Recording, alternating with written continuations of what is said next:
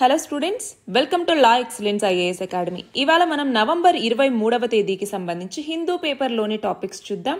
So first of all చూడండి, extremist violence యొక్క trend అన్నటువంటిది మారుతూ వస్తోంది అన్నటువంటి నేపథ్యంలో గ్లోబల్ కంటెక్స్ట్ ఏంటి, ఇండియన్ కంటెక్స్ట్ ఏంటి అన్నటువంటిది చూద్దాం. రెండవది అర్జెంట్ డెడ్ లైన్. ఇది ఏంటి అంటే ఇప్పుడు G20 సమ్మిట్ అన్నటువంటిది ఒకవైపు జరుగుతోంది, అలాగే ఇంకొక వైపు UNFCCCకి సంబంధించిన COP29 జరుగుతోంది. సో ఈ రెండింటి నేపథ్యంలో అనమాట. మూడవది చూడండి, ఇండియాలో సోషలిజం అనేది వెల్ఫేర్ స్టేట్ అంతే తప్ప ఇది ఒక డిక్టటోరియల్ డోగ్మా కాదు అన్నట్టుగా ప్రస్తుత CJI చెప్తున్నారు. మరి ఏ కంటెక్స్లో చెప్తున్నారు ఏంటన్నటువంటి తెలుసుకుందాం. నెక్స్ట్ చూడండి, PMI అంటే ఏంటి? పర్చేసింగ్ మేనేజర్స్ ఇండెక్స్ అంటాము. మరి పర్చేసింగ్ మేనేజర్స్ ఇండెక్స్ అనేది 3 months హైకి ఇప్పుడు ఈ ప్రైవేట్ సెక్టర్ యాక్టివిటీ అన్నటువంటిది పెరిగింది అంటున్నారు. మరి దీనికి రీజన్స్ ఏంటి అన్నటువంటి తెలుసుకుందాం. అలానే నెక్స్ట్ చూడండి, WHO World Health Organization mpox లేదా మంకీ పాక్స్ని హైయెస్ట్ అలర్ట్ లెవెల్లోనే ఉంచింది అనేసి. మరి ఈ కంటెక్స్లో ఎంపాక్స్ అంటే ఏంటి, దీని లక్షణాలు ఏంటి, రీసెంట్గా దీనికి సంబంధించిన ఒక వ్యాక్సిన్కి అప్రూవల్ ఇవ్వటం జరిగింది, ఆ వ్యాక్సిన్ ఏంటి, ఇవన్నీ తెలుసుకుందాం.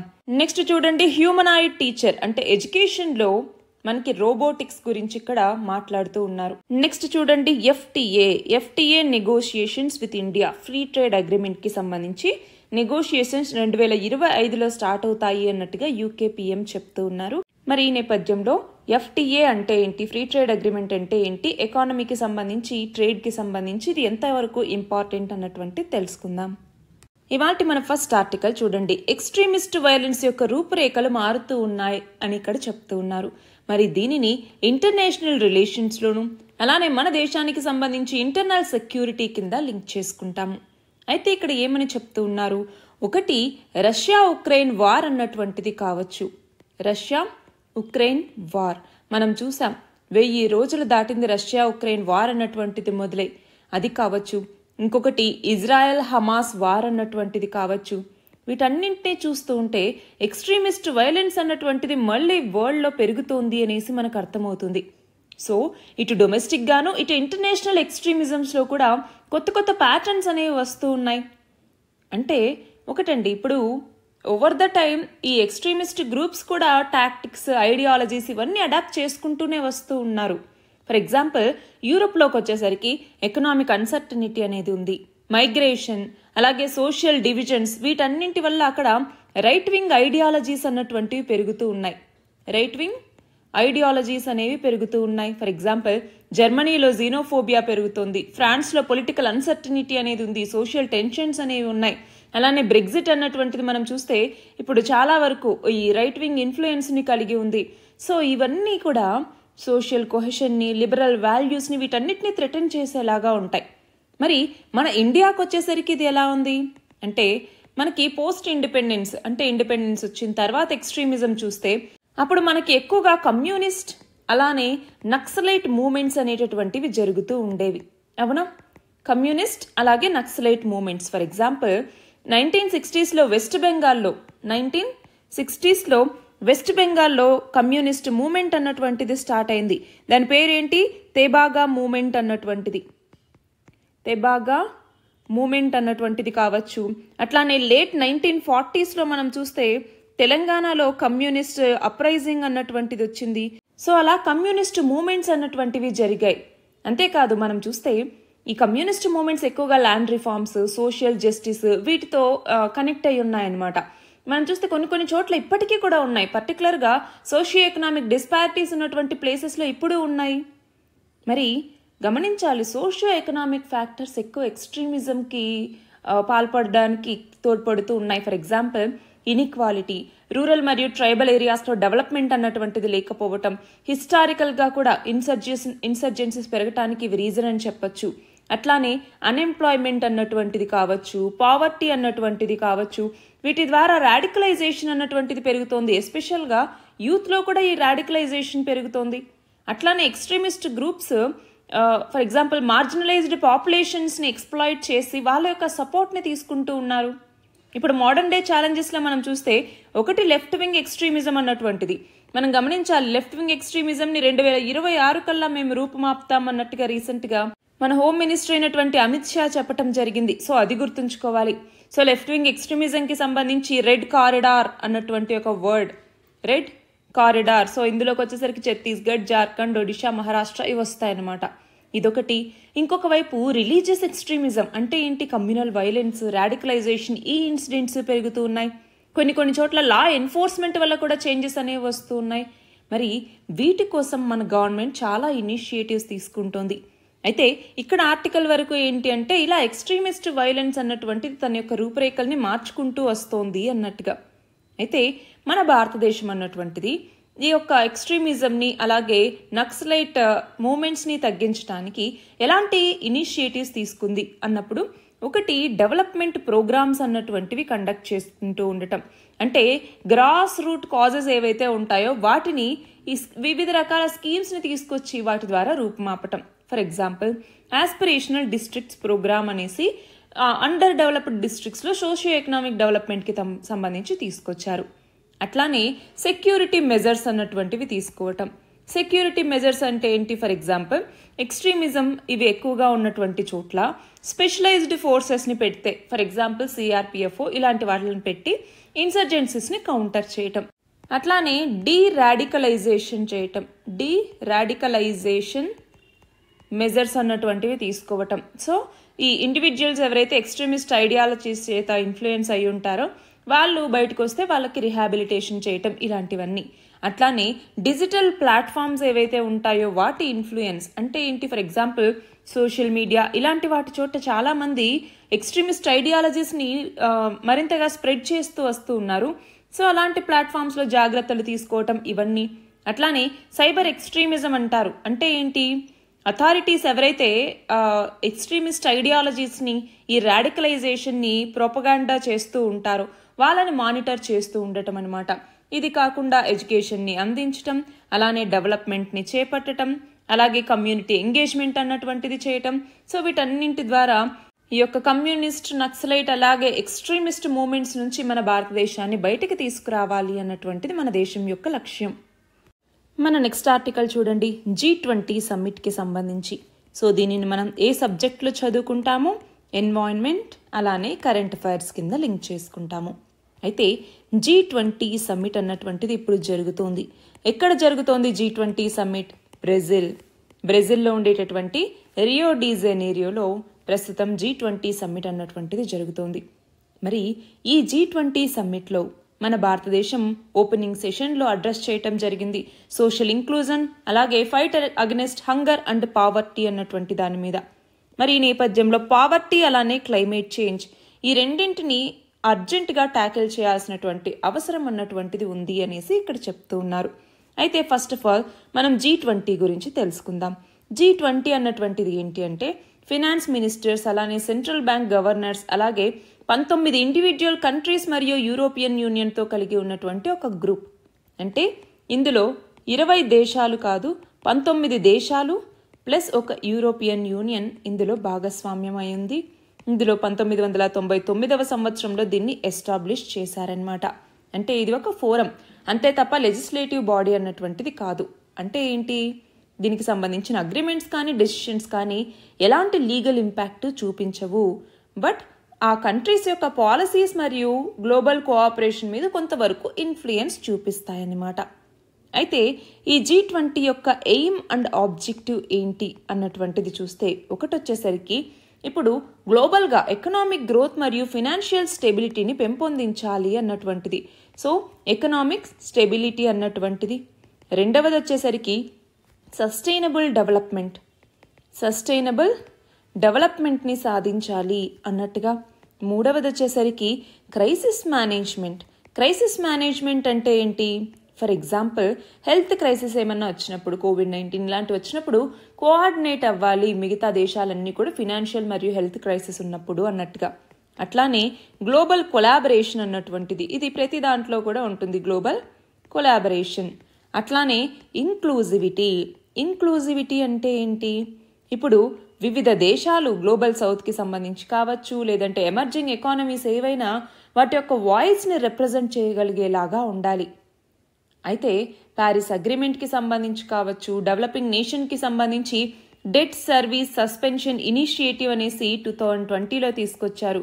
సో ఈ ఇనిషియేటివ్కి సంబంధించి కావచ్చు, COVID-19 పాండమిక్లో కావచ్చు, అట్లానే 2023లో మన భారతదేశం ప్రెసిడెన్షిప్ తీసుకున్నప్పుడు డిజిటల్ ట్రాన్స్ఫర్మేషన్ మీద ఫోకస్ చేయడం జరిగింది, డిజిటల్ పబ్లిక్ ఇన్ఫ్రాస్ట్రక్చర్ మీద. సో ఇవి కావచ్చు, ఇవన్నీ కూడా దీనికి సంబంధించిన అచీవ్మెంట్స్గానే చెప్పచ్చు. అయితే మనం చూస్తే లాస్ట్ ఇయర్ G20 సమ్మిట్ని one earth, one family, one future అన్నటువంటి పేరుతో మనం నిర్వహించటం జరిగింది, అవునా? సో గమనించాలి, పావర్టీ అలీవియేషన్కి సంబంధించి, ఫుడ్ సెక్యూరిటీకి సంబంధించి, క్లైమేట్ చేంజ్ని మిటిగేట్ చేయడానికి సంబంధించి ఇనిషియేటివ్స్ తీసుకోవాలి అన్నటువంటిది ముఖ్య లక్ష్యం. మరి సస్టైనబుల్ డెవలప్మెంట్ గోల్స్కి సంబంధించి చూడండి, పావర్టీ, రెండవది వచ్చేసరికి క్లైమేట్ చేంజ్, వీటికి సంబంధించి ఎన్నవ సస్టైనబుల్ డెవలప్మెంట్ గోల్ అన్నటువంటి తెలుపుతుంది. పావర్టీ, నో పావర్టీ అంటే పావర్టీని అంతం చేయటం అని చెప్పేటటువంటిది సస్టైనబుల్ డెవలప్మెంట్ గోల్ 1 అన్నటువంటిది. అదే క్లైమేట్ చేంజ్ని మిటిగేట్ చేయాలి అని చెప్పేటటువంటిది ఏంటి, గోల్ 13 అన్నటువంటిది. SDG 13 ఏమని చెప్తుంది, limit and adapt to climate change అన్నట్టుగా చెప్తుంది. సో 2015వ సంవత్సరంలో యునైటెడ్ నేషన్స్ సస్టైనబుల్ డెవలప్మెంట్ గోల్స్ని తీసుకొచ్చింది. 2030 కల్లా వీటిని అచీవ్ చేయాలి అన్నటువంటిది లక్ష్యం. మన నెక్స్ట్ ఆర్టికల్ చూడండి, సోషలిజంకి సంబంధించి మన CJI అయినటువంటి జస్టిస్ సంజీవ్ ఖన్నా సోషలిజం గురించి మాట్లాడారు. దీన్ని మనం పాలిటీలో చదువుకుంటాం. మరి ఇండియన్ సోషలిజంకి సంబంధించి నేచర్ ఏంటి అనేసి చూస్తే, ఫస్ట్ ఆఫ్ ఆల్ అసలు ఇక్కడ ఏమన్నారు CJI, సోషలిజం అన్నటువంటిది ఇండియాలో ఒక వెల్ఫేర్ స్టేట్ని సూచిస్తుంది తప్ప డిక్టటోరియల్షిప్ని కాదు అన్నట్టుగా చెప్తూ ఉన్నారు. మరి ఇండియన్ సోషలిజంకి వచ్చేసరికి ఇటు సోషలిస్ట్ ప్రిన్సిపల్స్ ఉంటాయి, ఇటు గాంధీయన్ ప్రిన్సిపల్స్ కూడా ఉంటాయన్నమాట. అంటే మన సోషలిజం అన్నటువంటిది మిక్స్డ్ ఎకానమీని కలిగి ఉంటుంది. సోషల్ వెల్ఫేర్ అన్నటువంటిది ఫోకస్గా ఉంటుంది, ఇన్ఈక్వాలిటీని రెడ్యూస్ చేయటం మీద చాలా ఫోకస్ చేస్తుందన్నమాట.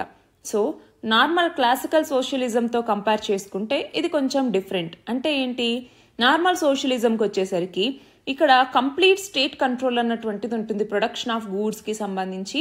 అంటే ఓనర్షిప్ ఆఫ్ ద ప్రాపర్టీ అన్నటువంటిది స్టేట్ కంట్రోల్లో ఉంటుంది. సో ఈక్వల్ డిస్ట్రిబ్యూషన్ అన్నటువంటిది స్టేట్ చూసుకుంటుంది. బట్ మన దగ్గర అలా కాదు, మనది మిక్స్డ్ ఎకానమీ. అంటే ప్రైవేట్ ఎంటర్ప్రైజెస్ ఉంటాయి, పబ్లిక్ ఎంటర్ప్రైజెస్ ఉంటాయి. మన సోషలిజంని డెమోక్రటిక్ సోషలిజం అని కూడా పిలుస్తూ ఉంటాం. అంటే ఇక్కడ మనం గమనించాలి, వెల్ఫేర్ స్టేట్ అంటే ఈక్వల్ ఆపర్చునిటీ అన్నటువంటిది అందరికీ అందాలి అన్నటువంటి లక్ష్యంతో మనం పనిచేస్తూ ఉంటాం. అలా అనేసి మనం ఎప్పుడు ప్రైవేట్ సెక్టార్ని ఎప్పుడు ప్రివెంట్ చేయలేదన్నమాట. సో ప్రైవేట్ సెక్టార్ ద్వారా కూడా మనం బెనిఫిట్ పొందాలి అన్నట్టుగా మనము మాట్లాడుతూ ఉంటాము. అందుకే మన రాజ్యాంగంలో సోషలిస్టిక్ ఐడియాస్ ఉన్నా కూడా ప్రైవేట్ సెక్టార్ని కూడా మనము ఇంక్లూడ్ చేయటం జరిగింది. సోషలిస్టిక్ గోల్స్ వైపుగా మనం ప్రైవేట్ ఎంటర్ప్రైజెస్ని కూడా వాడుతూ ఉన్నామన్నమాట. సో మనదొక మిక్స్డ్ ఎకానమీ.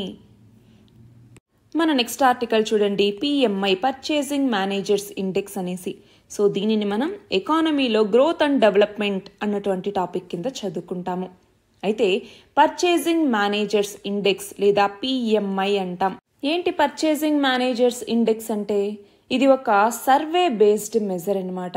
ఇందులో ఏంటి అంటే బిజినెస్ వేరియబుల్స్కి సంబంధించి ప్రీవియస్ మంత్తో కంపేర్ చేస్తే ఈ మంత్ ఎలా ఉన్నాయి అన్నట్టుగా పర్సెప్షన్లో ఉన్న చేంజెస్ని ఆ రెస్పాండెంట్స్ని అడిగి తెలుసుకుంటారు. సో PMI యొక్క పర్పస్ ఏంటి అంటే ఇప్పుడు కరెంట్ అలాగే ఫ్యూచర్ బిజినెస్ కండిషన్స్ అనేవి ఎలా ఉండబోతూ ఉన్నాయి, కంపెనీ డిసిషన్ మేకర్స్, అనలిస్టులు, ఇన్వెస్టర్స్ వీళ్ళ యొక్క పర్సెప్షన్ అన్నటువంటిది ఎలా ఉంది ఈ బిజినెస్కి సంబంధించి అనేసి ఇన్ఫర్మేషన్ని తెలుసుకోవచ్చు. మరి దీనిని సపరేట్గా ఇటు మ్యానుఫ్యాక్చరింగ్ సెక్టార్కి అలాగే ఇటు సర్వీస్ సెక్టార్కి కూడా క్యాలిక్యులేట్ చేయటం జరుగుతుంది. మరి ఈ PMIలోకి వచ్చేసరికి 0 నుంచి 100 నెంబర్ ఉంటుంది. అందులో ఒకటి 0 to 50, 2 50 to 100 అనమాట. అయితే ఇందులో అబోవ్ 50 ఉంది అంటే అది ఎక్స్పాన్షన్ గురించి తెలియజేస్తుంది. ఒకవేళ బిలో 50 ఉందనుకోండి అప్పుడు అది కాంట్రాక్షన్ గురించి తెలియజేస్తుంది. అలా కాకుండా మధ్యలో 50 ఉందనుకోండి అది నో చేంజ్ అన్నటువంటిది లేదు అనేసి తెలియజేస్తుంది అనమాట. సో ప్రీవియస్ మంత్ యొక్క PMI ఎక్కువ ఉండి ప్రస్తుత నెలలో తక్కువగా ఉంది అంటే ఎకానమీ కాంట్రాక్ట్ అవుతూ ఉన్నట్టు. సో ప్రతి మంత్ స్టార్టింగ్లో నార్మల్గా దీన్ని రిలీజ్ చేస్తూ ఉంటారనమాట. ఎకనామిక్ యాక్టివిటీకి సంబంధించి ఒక ఇండికేటర్ లాగా దీన్ని మనం చూస్తూ ఉంటాము. మరి ఈ పిఎంఐని ఇచ్చేది ఎవరు అంటే IHS మార్కెట్ అన్నటువంటిది దాదాపు 40 ఎకానమీస్ని వరల్డ్ వైడ్గా కంపైల్ చేసి ఈ పిఎంఐని క్యాలిక్యులేట్ చేస్తూ ఉంటారు. IHS మార్కెట్ అన్నటువంటిది S&P గ్లోబల్లో పార్ట్ అనమాట. అయితే ఈ పిఎంఐ యొక్క సిగ్నిఫికెన్స్ ఏంటి అంటే ఇందాక అన్నట్టుగా మ్యానుఫ్యాక్చరింగ్ మరియు సర్వీసెస్ సెక్టార్స్కి సంబంధించి ఎలా పర్ఫామ్ చేస్తూ ఉన్నాయి, ఎకనామిక్ గ్రోత్కి ఎలా కాంట్రిబ్యూట్ చేస్తున్నాయి అని తెలుసుకోవటానికి మనకి యూజ్ అవుతుంది. మన నెక్స్ట్ ఆర్టికల్ చూడండి. ఎంపాక్స్ మంకీ పాక్స్ని WHO హైయెస్ట్ అలర్ట్ లెవెల్లోనే ఉంచింది. ఎందుకంటే కేసెస్ అన్నటువంటివి పెరుగుతూనే ఉన్నాయి అన్నటువంటి నేపథ్యంలో. సో దీనిని మనం హెల్త్ అన్నటువంటి టాపిక్ కింద డిసీజెస్ కింద చదువుకుంటాం అనమాట. ఎంపాక్స్ లేదంటే మంకీ పాక్స్ అనేసి పిలుస్తూ ఉంటాం. మంకీ పాక్స్ అన్నటువంటిది ఒక viral infection. Monkey pox virus ద్వారా ఇది కలుగుతుంది. అంతేకాదు ఎంపాక్స్ అన్నటువంటిది ఒక జూనోటిక్ ఇన్ఫెక్షన్ అంటే ఏంటి? ఇది ఇన్ఫెక్షియస్ యానిమల్స్ ద్వారా ఇది స్ప్రెడ్ అవుతుంది. మరి ఫస్ట్ టైం 1958లో ట్రాపికల్ రెయిన్ ఫారెస్ట్ ఏరియాస్ ఏవైతే సెంట్రల్ మరియు వెస్ట్ ఆఫ్రికాలో ఉన్నాయో అలాంటి రీజియన్స్లో వీటిని కనుక్కున్నారనమాట. మరి దీని యొక్క సిమ్టమ్స్ ఏంటి, లక్షణాలు ఏంటి అని చూస్తే ఫీవర్ ఉండటం, మజిల్ పెయిన్స్ ఉండటం, ర్యాషెస్, అలానే లింఫ్ నోడ్స్ అన్నటువంటివి వాయటం, స్కిన్ మీద కూడా వాపు అన్నటువంటిది రావటం, ఇలాంటివన్నీ వస్తూ ఉంటాయన్నమాట. సో మంకీ పాక్స్ అనేది నార్మల్గా సెల్ఫ్ లిమిటెడ్ డిసీజ్. అంటే సిమ్టమ్స్ ఒక 2 నుంచి 4 వారాలు అలా ఉంటాయి. అంతేకాదు ఎక్కువ కంటాజియస్గా కూడా ఇది ఉండదు. అంటే స్మాల్ పాక్స్ వీటితో కంపేర్ చేసుకుంటే అంత ఎక్కువ కంటాజియస్ కూడా కాదు. కానీ ప్రెగ్నెంట్ లేడీస్, చిల్డ్రన్, లో ఇమ్యూనిటీ పర్సన్స్ ఎవరైతే ఉంటారో వీళ్ళకి చాలా రిస్క్ అన్నటువంటిది ఉంటుంది దీనివల్ల. మరి ఇది యానిమల్స్ టు హ్యూమన్ వస్తుంది. యానిమల్స్ టు హ్యూమన్ దాన్ని ఏమంటాము? జూనోటిక్ డిసీజ్ అనేసి పిలిచాం. అట్లానే హ్యూమన్ టు హ్యూమన్ కూడా ఇది స్ప్రెడ్ అవుతుంది అనమాట, ఒకరి నుంచి ఒకరికి వ్యాప్తి చెందుతుంది. సో కంటాజియస్ డిసీజ్ ఇది. మరి ఇందులో వివిధ రకాల వేరియంట్స్ కూడా ఉన్నాయి. మరి దీనికంటూ స్పెసిఫిక్ ట్రీట్మెంట్ అన్నటువంటిది లేదు, ఇది గమనించాలి. మరి ఎంపాక్స్కి వ్యాక్సిన్ ఏమన్నా అందుబాటులో ఉందా అంటే రీసెంట్గా WHO ఫస్ట్ వ్యాక్సిన్కి ప్రీ క్వాలిఫికేషన్ అన్నటువంటిది ఇవ్వటం జరిగింది. దాని పేరే MVABN అన్నటువంటి వ్యాక్సిన్ అనమాట. దీనిని 18 సంవత్సరాల పైబడినటువంటి వాళ్ళకి 2 డోసులుగా అంటే 4 వారాల గ్యాప్తో 2 డోసులుగా ఇవ్వచ్చు అన్నట్టుగా WHO దీన్ని ప్రీ క్వాలిఫై చేసిందనమాట. ఏంటి MVABN అంటే? మోడిఫైడ్ వ్యాక్సినియా యాంకారా బవేరియన్ నార్డిక్ అనేసి పిలుస్తూ ఉంటాం. MVABN అన్నటువంటిది ఇది ఒక live attenuated non replicating virus అనమాట. సో దీనిని ఇటు స్మాల్ పాక్స్కి ఇటు మంకీ పాక్స్ ప్రివెన్షన్కి కూడా వాడుతూ ఉంటారు. మన నెక్స్ట్ ఆర్టికల్ చూడండి. హ్యూమనాయిడ్ టీచర్ని కేరళ స్కూల్లో ప్రవేశపెట్టడం జరిగింది. దీనిని మనం సైన్స్ అండ్ టెక్నాలజీలో రోబోటిక్స్ అన్నటువంటి టాపిక్ కింద చదువుకుంటామన్నమాట. అయితే ఇక్కడ చూడండి, నోవా అనేటటువంటి ఒక ఆర్టిఫిషియల్ ఇంటెలిజెన్స్ పవర్డ్ హ్యూమనాయిడ్ రోబోని గవర్నమెంట్ స్కూల్లో కేరళ ప్రవేశపెట్టడం జరిగింది. మరి ఈ హ్యూమనాయిడ్ రోబోని మెయిన్గా కమ్యూనికేషన్ స్కిల్స్ని చిల్డ్రన్లో ఇంప్రూవ్ చేయటం కోసం డిజైన్ చేయటం జరిగిందనమాట. సో అన్ని లాంగ్వేజెస్లోనూ క్వశ్చన్స్ని ఇది ఎంకరేజ్ చేస్తుంది. అయితే ఇంతకుముందు గమనించాలి, ఇండియా యొక్క first artificial intelligence teacher robot అయినటువంటి ఐరిస్ అన్నటువంటి దాన్ని కేరళలో ఉన్నటువంటి తిరువనంతపురం స్కూల్లో ప్రవేశపెట్టారు. సేమ్ ఇప్పుడు కూడా కేరళలో ఉన్నటువంటి పునరులో ఉన్న గవర్నమెంట్ స్కూల్లో ఈ నోవా అనేటటువంటి హ్యూమనాయిడ్ రోబోని ప్రవేశపెట్టడం జరిగింది. సో వీటిలో ఏంటి అంటే వాయిస్ అసిస్టెన్స్ ఉంటుంది. అంతేకాకుండా ఇంటరాక్టివ్ లెర్నింగ్ యాక్టివిటీస్ని చేపట్టడానికి స్టూడెంట్స్తో యూజ్ అవుతుందన్నమాట. సో గమనించాలి, కేరళ అన్నటువంటిది 2023 ఆగస్టులో ఇండియాలో ఫస్ట్ ఎవర్ ఆర్టిఫిషియల్ ఇంటెలిజెన్స్ స్కూల్ని కూడా నెలకొల్పింది. So first ever artificial intelligence స్కూల్ని తీసుకొచ్చినటువంటి స్టేట్ ఏది అని అడిగితే కేరళ. మన లాస్ట్ ఆర్టికల్ చూడండి. UK ప్రైమ్ మినిస్టర్ ఇండియాతో మేము ఎర్లీ 2025లో FTA నెగోసియేషన్స్ చేయబోతూ ఉన్నాం, రీలాంచ్ చేయబోతూ ఉన్నాము అన్నట్టుగా చెప్పడం జరిగింది. మరి దీనిని మనం ఎకానమీలో చదువుకుంటాము. ఏంటి FTA అంటే? FTA అంటే ఫ్రీ ట్రేడ్ అగ్రిమెంట్ అని కూడా పిలుస్తూ ఉంటాము. ఏంటి ఫ్రీ ట్రేడ్ అగ్రిమెంట్ అంటే? For example A and B అనే 2 దేశాలు ఉన్నాయి అంటే వాటి మధ్య ట్రేడ్ అన్నటువంటిది జరుగుతుంది, అవునా? అయితే ఆ ట్రేడ్ జరిగేటప్పుడు ఏంటి, ఇంపోర్ట్ డ్యూటీస్, ఎక్స్పోర్ట్ డ్యూటీస్ ఇలాంటివి ఏవేవో ఉంటాయి కదా. కానీ ఆ రెండింటి మధ్య ట్రేడ్ జరగటానికి మరింత దాన్ని ఫెసిలిటేట్ చేయడానికి ఉండేటటువంటి బ్యారియర్స్ ఏవైతే ఉంటాయో ఆ బ్యారియర్స్ని తొలగించటమే ఆ అరేంజ్మెంట్ని మనం ఫ్రీ ట్రేడ్ అగ్రిమెంట్ అనేసి పిలుస్తూ ఉంటాము. సో ఇది ఒక ప్యాక్ట్ లాగా అనమాట, ఒక ఒప్పందం అనేసి చెప్పచ్చు. సో 2 లేదా అంతకన్నా ఎక్కువ దేశాలు కూడా ఇంపోర్ట్స్ మరియు ఎక్స్పోర్ట్స్కి సంబంధించిన బ్యారియర్ని రెడ్యూస్ చేసుకోవటానికి యూజ్ అయ్యేదే ఫ్రీ ట్రేడ్ అగ్రిమెంట్. దీని ద్వారా గూడ్స్ మరియు సర్వీసెస్ వీటిని కొనుక్కోవచ్చు, అమ్మచ్చు ఇంటర్నేషనల్ బార్డర్స్లో. వాటికి గవర్నమెంట్ టారిఫ్స్ అన్నటువంటివి నార్మల్గా ఉండవు, ఒకవేళ ఉన్నా చాలా తక్కువ ఉంటాయన్నమాట. కోటాస్ ఉంటాయి, సబ్సిడీస్ ఉంటాయి, అట్లానే కొన్ని చోట్ల ప్రొహిబిషన్స్ అన్నటువంటివి కూడా ఉంటాయి. ఫర్ ఎగ్జాంపుల్ ఏ అనే కంట్రీ బి అనే కంట్రీని ఇదిగో నువ్వు ఈ ఐటమ్ నాకు ఇంపోర్ట్ చేయొద్దు అన్నట్టుగా అలా ప్రొహిబిషన్ కూడా ఉంటుంది ఎక్స్చేంజ్కి సంబంధించి. అంతేకాదు ఇండియా ఆల్మోస్ట్ 12 దేశాలతో ఇలాంటి ఫ్రీ ట్రేడ్ అగ్రిమెంట్స్ని జరుపుకుంది. అయితే మనకి ఈ ఫ్రీ ట్రేడ్ అగ్రిమెంట్స్ ద్వారా మనకి ఉండేటటువంటి ఇష్యూస్ ఏంటి అనేది కనుక మనం చూస్తే, ఒకటి మనకి మ్యానుఫ్యాక్చరింగ్ సెక్టార్ అన్నటువంటిది చాలా పూర్ గ్రోత్ అన్నటువంటిది ఉంది, అవునా? మ్యానుఫ్యాక్చరింగ్ సెక్టార్ అన్నటువంటిది మరి ఇందులోకి వచ్చేసరికి మన జీడిపిలో వీటి షేర్ అన్నటువంటి తక్కువ. దాంతో అడ్వాన్స్డ్ మరియు డెవలప్డ్ నేషన్స్ ఏవైతే ఉన్నాయో అవి ఎక్కువగా ఇక్కడికి ఇంపోర్ట్స్ చేయటం అన్నటువంటిది ఒకటి అవుతుంది. రెండవది, ఈ ఫ్రీ ట్రేడ్ అగ్రిమెంట్స్ అన్నటువంటివి చాలా వరకు మనకి ఫేవరబుల్గా ఉండట్లేదు. సో వేరే దేశాల నుంచి మన దగ్గరికి డంపింగ్ అన్నటువంటిది అవుతుంది అనేసి, అంటే ఇండియా యొక్క ట్రేడ్ పార్ట్నర్సే దీని ద్వారా బెనిఫిట్ పొందుతూ ఉన్నారు మన దేశం కన్నా. ఇది కాకుండా కొంతమంది ఏంటి ప్రొటెక్షనిజం అంటాం. ప్రొటెక్షనిజం అంటే ఏంటి, క్లోజ్డ్ మార్కెట్ ఎకానమీని ఫాలో అవుతూ ఉన్నారు. సో ఇండియా కూడా కొంతవరకు ప్రొటెక్షనిజంని ట్రై చేస్తూ ఉంది. ఆత్మనిర్భర్ భారత్ క్యాంపెయిన్ కింద వేరే దేశాల నుంచి కొన్ని ఇంపోర్ట్స్ని బ్యాన్ చేస్తూ ఉండటం, మన డొమెస్టిక్గా వాటి యొక్క ప్రొడక్షన్ని పెంచుకుంటూ ఉండటం, ఇలాంటివన్నీ చేస్తూ ఉంది. సో వీటన్నిటి నేపథ్యంలో మనం ఎకానమీకి సంబంధించి ఎస్పెషల్లీ ట్రేడ్కి సంబంధించి ఈ ఫ్రీ ట్రేడ్ అగ్రిమెంట్ అన్నటువంటిది మనకి ఇంపార్టెంట్. ఇవి ఇవాల్టి important articles. All the very best and thank you very much.